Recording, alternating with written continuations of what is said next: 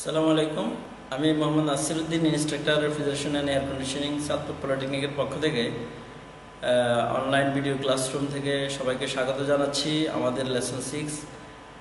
আজকে আমরা refrigeration and air conditioning ফান্ডামেন্টালসের থার্মোডাইনামিক্সের প্রেশার সম্পর্কে আলোচনা শুরু করব। তো সবাইকে যথাযথভাবে স্বাস্থ্যবিধি মেনে থাকার আহ্বান জানিয়ে এই ক্লাস শুরু করতেছি। আমাদের বিষয় হলো বায়ুমণ্ডল বলতে কি বোঝায়। বায়ু, আমরা প্রেশারের আগে যেটা জানতে হয় সেটা হলো বায়ুমণ্ডল। ভূপৃষ্ঠ থেকে প্রায় 200 মাইল ঊর্ধ্বে পর্যন্ত অঞ্চলকে বায়ুমণ্ডল। ভূপৃষ্ঠে বায়ুর ঘনত্ব সর্বাপেক্ষা বেশি। ভূপৃষ্ঠ হতে যতই উপরের দিকে ওঠা যায় বায়ুর ঘনত্ব ততই হ্রাস পায়। প্রাচীনকালে বিজ্ঞানীরা বায়ুকে মৌলিক পদার্থ বলে গণ্য করতেন, কিন্তু পরবর্তীকালে লেভিওসিয়ে এবং অন্যান্য বিজ্ঞানীরা বায়ুর মিশ্রধর্মিতা প্রমাণ করেন। পৃথিবীর বায়ুতে নাইট্রোজেন ও অক্সিজেন পরিমাণই অধিক থাকে। এর অন্যান্য উপাদানগুলির মধ্যে জলীয় বাষ্প, কার্বন ডাই অক্সাইড, নিষ্ক্রিয় গ্যাস পদার্থ। বায়ু একটি সাধারণ মিশ্রণ বলে বিভিন্ন স্থানের বায়ুতে উপাদানগুলির মাত্রা কিছুটা তারতম্য দেখা যায়।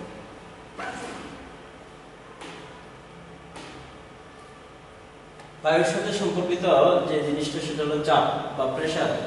চাপ হচ্ছে বায়ুমণ্ডলের ওজনের জন্য ভূপৃষ্ঠের প্রতি একক ক্ষেত্রফল ফলে লম্বভাবে যে পরিমাণ বল প্রয়োগ করে তাকে ওই স্থানে বায়ুমণ্ডলীয় চাপ বলে। পৃথিবীর চারদিকে বায়ুর একটি আবরণ আছে, ইহার নাম হলো বায়ুমণ্ডল, যেটা আমরা আগে বললাম। বায়ুমণ্ডলকে অসংখ্য স্তরে বিভক্ত করা যেতে পারে। উপরের স্তর ও নিজের ওজনের উপরে নিচের স্তরের উপরে চাপ প্রদান করে। ইহাকে আপাততভাবে বায়ুমণ্ডলের চাপ বলে। বিভিন্ন প্রকার চাপমান যন্ত্র, যেমন পাত্র জাতীয় চাপমান যন্ত্র, সাইফন চাপমান যন্ত্র, তারপরে অ্যানিরয়েড বা তরলহীন চাপমান যন্ত্র। চাপমান যন্ত্রের ব্যবহার বায়ুমণ্ডলের চাপ নির্ণয় করা যায়, উচ্চতা নির্ণয় করা যায় এবং আবহাওয়ার পূর্বাভাস জানা যায়। আমরা বায়ুমণ্ডলের চাপকে মাপার জন্য যে রেফ্রিজারেশন এন্ড এয়ার কন্ডিশনিং এ যে প্রেসার গেজটাকে আমরা ব্যবহার করি সেটার একটা চিত্র এখানে দেওয়া হলো, যেটার বিভিন্ন অংশকে আমরা ক্যালিব্রেশন করেছিলাম।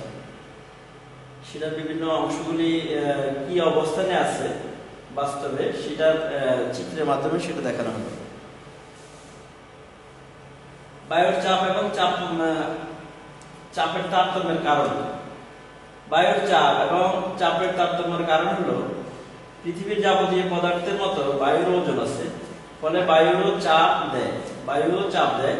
ভূপৃষ্ঠের প্রতি 1 বর্গ সেন্টিমিটারে বায়ুর চাপ 1 কিলোগ্রামের সমান। বায়ু চারদিক থেকে চাপ দেয়, তাই সাধারণভাবে বায়ুর চাপ অনুভব করা যায় না। চাপমান যন্ত্র বা ব্যারোমিটারের পারদ স্তম্ভের উচ্চতা থেকে বায়ুর চাপ মাপা হয়। সমুদ্র পৃষ্ঠে বায়ুর স্বাভাবিক চাপ হলো 29.92 ইঞ্চি বা 760 মিলিমিটার পারদ স্তম্ভের সমান। বেশিরভাগ দেশে ইঞ্চির বদলে মিলিবারে বায়ুর চাপ প্রকাশ করা হয়। 776 মিলিমিটার বা 29.92 ইঞ্চি 1013 মিলিবারের সমান হয়। পৃথিবীর বিভিন্ন জায়গায় বিভিন্ন রকমের বায়ুর চাপ দেখা যায়। নিম্নলিখিত কারণগুলি বায়ুমণ্ডলের চাপের তারতম্য দেখা যায়, যেমন বায়ুর উষ্ণতার কারণে, বায়ুতে জলীয় বাষ্পের পরিমাণের কারণে, ভূপৃষ্ঠের উচ্চতার কারণে এবং পৃথিবীর আবর্তন। বায়ুর উষ্ণতা। পৃথিবীর বায়ুর উষ্ণতার জন্য বায়ুর চাপের তারতম্য ঘটে। বায়ু উষ্ণ হলে বায়ুর আয়তন বাড়ে এবং বায়ুর ঘনত্ব কমে যায়, ফলে বায়ু হালকা হয়ে যায়। হালকা বায়ুর চাপও কম হয়। অতএব বায়ুতে যখন তাপ বেশি হয় তখন বায়ুর চাপ কম হয়। একইভাবে বায়ুর উষ্ণতা হ্রাস পেলে বায়ুর ঘনত্ব বেড়ে যায়, ফলে বায়ুর চাপও বৃদ্ধি পায়। বায়ুর চাপ সম্পূর্ণভাবে উষ্ণতার উপর নির্ভরশীল। উষ্ণতার সাথে বায়ুর চাপ বিপরীত অনুপাতে পরিবর্তিত হয়, অর্থাৎ উষ্ণতা কমলে বায়ুর চাপ বাড়ে আর উষ্ণতা বাড়লে বায়ুর চাপ কমে। বায়ুতে জলীয় বাষ্পের তারতম্যের কারণ বায়ুতে জলীয় বাষ্পের তারতম্যের জন্য বায়ুর চাপের তারতম্য ঘটে। জলীয় বাষ্প বিশুদ্ধ বায়ুর চেয়ে হালকা, এই জন্য যে বায়ুতে জলীয় বাষ্প বেশি থাকে সে বায়ু শুকনো বায়ুর চেয়ে হালকা এবং তার চাপও অপেক্ষাকৃত কম। এই কারণে এই বর্ষাকালে বায়ুতে জলীয় বাষ্প বেশি থাকায় বায়ুর চাপ কম হয়। শুষ্ক বায়ু ভারী এবং চাপও বেশি হয়। ভূপৃষ্ঠের উচ্চতা, ভূপৃষ্ঠের উচ্চতার জন্য বায়ুর চাপের তারতম্য ঘটে। সমুদ্র পৃষ্ঠ থেকে যত উপরে ওঠা যায় বায়ুর স্তরের গভীরতাও ঘনত্ব তত কম হয়, অর্থাৎ উচ্চতা বৃদ্ধির সঙ্গে সঙ্গে বায়ুর স্তরের ঘনত্ব কমতে থাকে। বায়ুর ঘনত্ব কমলে স্বাভাবিকভাবে বায়ুর ওজন কমে যায় এবং ওজন কমলে বায়ুর চাপও কম হয়। সাধারণত প্রতি 900 বর্গফুট উচ্চতায় 1 ইঞ্চি বা প্রতি 274 মিটারে 34 মিলিবার বায়ুর চাপ কম হয়। তবে এই হারের বায়ুর চাপ উপরের স্তরের সব সময় কমে না, কারণ উপরের বায়ুর স্তর ক্রমশ পাতলা। পৃথিবীর আবর্তন গতির জন্য বায়ুর চাপের তারতম্য ঘটে। পৃথিবীর আবর্তনের ফলে বায়ুর প্রবাহ বাইরের দিকে ছিটকে যেতে চায়, এর প্রভাব বায়ুর চাপের পার্থক্য হয়। বায়ুর স্তরের উচ্চতা, বায়ুর স্তরের উচ্চতার জন্য বায়ুর চাপের তারতম্য ঘটে। বায়ুমণ্ডলীয় পদার্থের নিম্নতর স্তরের যে অংশ মাধ্যাকর্ষণ শক্তির প্রভাবে ভূপৃষ্ঠের সংলগ্ন হয়ে থাকে সে অংশ সাধারণত বায়ুমণ্ডল নামে আমরা যেটাকে চিনি, সেটার উপরিভাগে প্রায় 10,000 কিলোমিটার দূরে হলেও বায়ুমণ্ডলের 99% ভর ভূপৃষ্ঠের 34 কিলোমিটারের মধ্যে অবস্থান করে।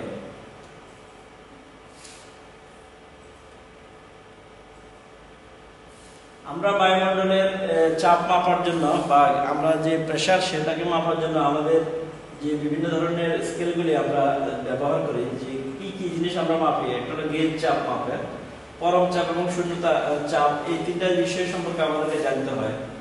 গেজ, প্রবাহিত চাপ বিভিন্ন যন্ত্র দ্বারা মাপা যায়। এই যন্ত্রগুলির একটি নাম হলো গেজ। গেজ দ্বারা পরিমাপিত চাপকে গেজ চাপ বলে। পরম চাপ বায়ুমণ্ডলের চাপ এবং গেজ চাপের যোগফলকে পরম চাপ বলে, এটা হলো মোট চাপ। শূন্য চাপ বায়ুমণ্ডলের চাপ অপেক্ষা কম চাপকে শূন্য চাপ বলে, যেটাকে আমরা ভ্যাকুয়াম স্কেল বলি। ভ্যাকুয়াম স্কেলের যে চাপটা আমরা মাপি থাকি, আমরা জানি বায়ুমণ্ডলের আদর্শ চাপ হলো 76 সেন্টিমিটার পারদ স্তম্ভ। এখন কোন পাত্রের প্রবাহের চাপ 72.8 সেন্টিমিটার পারদ স্তম্ভ পাওয়া গেল। এক্ষেত্রে শূন্য চাপ সমান হলো 76 - 72 সমান হলো 3.2 পারদ স্তম্ভ।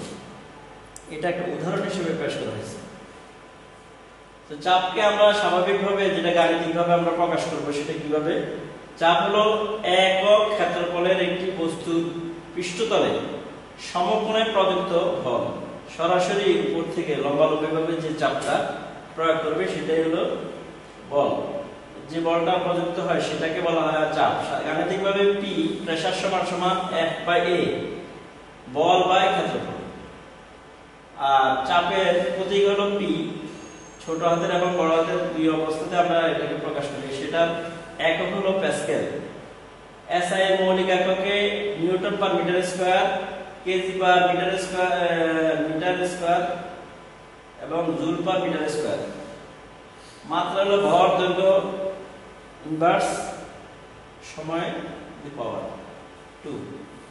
প্যাসকেলের সূত্র, চাপ মাপার ক্ষেত্রে আমাদের প্যাসকেলের একটা সূত্র, আবদ্ধ পাত্রের তরল বা বায়বীয় পদার্থের কোনো অংশের উপরে বাইরের থেকে চাপ প্রয়োগ করলে সে চাপ কিছু মাত্র না কমে তরল বা বায়বীয় পদার্থের সব দিকে সমানভাবে সঞ্চালিত হয় এবং তরল বা বায়বীয় পদার্থের সংলগ্ন পাত্রের গায়ে লম্বভাবে ক্রিয়া করে। হাইড্রোলিক্স বা নিউমেটিক পদ্ধতিতে চালানোর মূল মন্ত্রই হলো, হাইড্রোলিক্স ক্ষেত্রে আমরা যে সমস্ত যন্ত্রপাতিগুলি তৈরি করছি এবং নিউমেটিক যন্ত্রপাতিগুলি যেগুলি আমরা বিভিন্ন জায়গায় ব্যবহার করতেছি সেগুলি এই প্যাসকেলের সূত্রের মাধ্যমে কাজ করে। আবদ্ধ তরল পদার্থের ক্ষুদ্রতম অংশের উপরে পিস্টন দ্বারা কোনো বল প্রয়োগ করলে এর বৃহত্তম পিস্টন একই বলে বহুগুণ বেশি বল প্রযুক্ত হতে পারে। একে বলা হয় বল বৃদ্ধিকরণ নীতি। যেটা আমরা এই সূত্রের মাধ্যমে প্যাসকেলের গাণিতিক ব্যাখ্যার ভিতরে আমরা দেখলাম যে একটা পিস্টনের ছোট সাইজে সে প্রথম অংশে যে চাপটা বলটা প্রয়োগ করতেছে, বাহিরেও অনেক বেশি পরিমাণ C2 এর পজিশনে আমরা দেখলাম যে অনেক বড় পরিমাণ একটা চাপ ঠিক সমানভাবে সেটা কাজ করে, সেটা সূত্র আকারে এখানে ব্যাখ্যা করা হয়। হিমায়ন পদ্ধতিতে দুই ধরনের গেজ আমরা দেখে থাকি, একটা হলো কম্পাউন্ড গেজ মিটার আর একটা হলো high pressure gauge metre. Compound gauge মিটারের ভিতরে আবার দুইটা মিটার থাকে, একটা হলো লো প্রেসার মিটার আর একটা হলো ভ্যাকুয়াম স্কেল। লো প্রেসার স্কেলের জন্য একটা দাগ কাটা থাকে, সেটা 0 থেকে 250 250 কেজি পার পিএসআই পর্যন্ত pressure pound per square inch. আর একটা হলো ভ্যাকুয়াম স্কেলে 0 থেকে 30 পর্যন্ত এরকম একটা ভ্যাকুয়াম স্কেল থাকে, বা শূন্য চাপ শূন্যতা মাপার জন্য। এই দুইটা মিটার হলো compound gauge metre.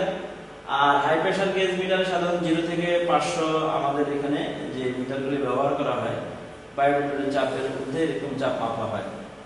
Gauge manifold, একটা ম্যানিফোল্ডের মধ্যে কম্পাউন্ড গেজ এবং হাই প্রেসার গেজ যুক্ত করে, যেটা আমরা প্রথম চিত্রের ভিতরে আমরা দেখাইছিলাম, তিনটা বাল্ব থাকে, দুইটা বাল্ব এবং তিনটা পোর্ট থাকে সেখানে। এগুলি যেটা আমরা ডাল্টনের সূত্রের মাধ্যমে মোট চাপ দেখে থাকি। আজকে ডাল্টনের সূত্রটা হলো যে কোনো একটি আধারে বিভিন্ন গ্যাসের মিশ্রণের মোট চাপ উক্ত গ্যাস মিশ্রণের প্রত্যেকের ভিন্ন ভিন্ন পদেয় গ্যাসের চাপের সমষ্টি।